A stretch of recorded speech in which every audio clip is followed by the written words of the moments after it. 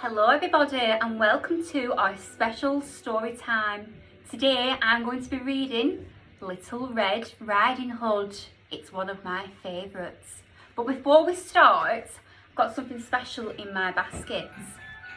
I've got the characters for my favourite book. I've got the wolf and I've got the woodcutter. And I've got somebody who lives in the bed. I've got Grandma. And lastly, I've got Little Red Riding Hood. Let's carry on and read our story. Are we all listening? Turn your ears on. This is the story of Little Red Riding Hood.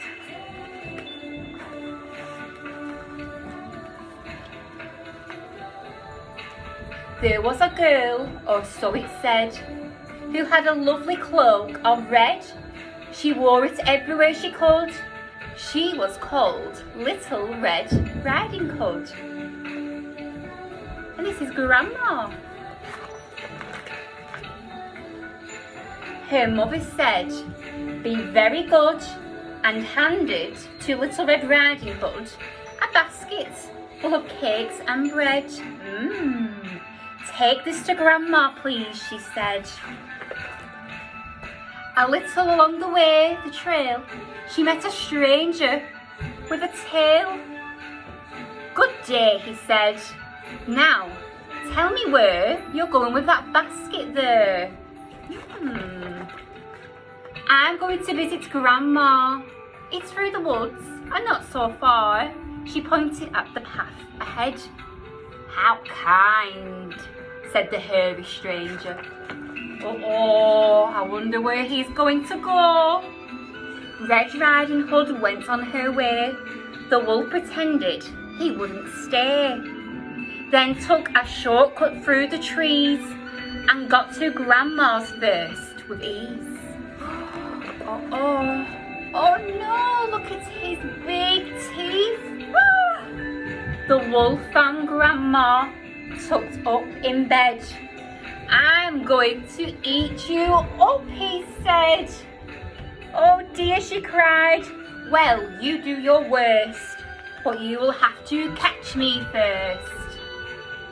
She leapt from bed and she ran straight past, and she nipped into the wardrobe really fast.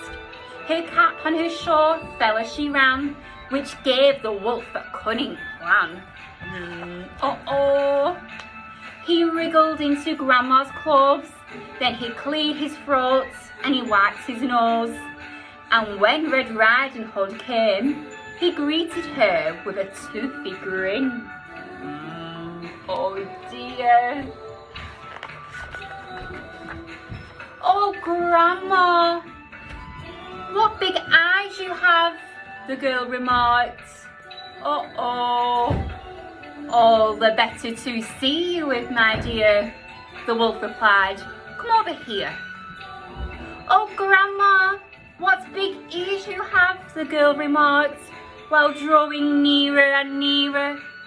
"All the better to hear you with, my dear," the wolf replied.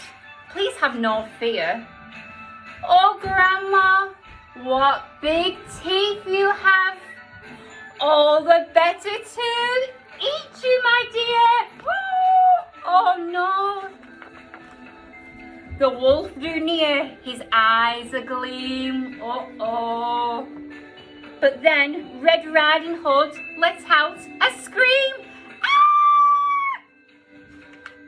As luck would have it, passing by, a wandering woodsman heard the cry. Phew! He dashed in and he opened the door. He shook his axe and he gave a roar. The wolf complained, "You've spoiled my plan." He tore off all the clothes and he ran. Phew! Then, from the wardrobe, came Grandma. A bit surprised, but not the worst.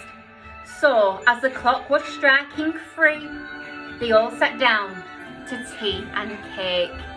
Phew, that was a lucky escape. We nearly got eaten by the big bad wolf. The end. I hope you all enjoyed the story. Goodbye, everybody.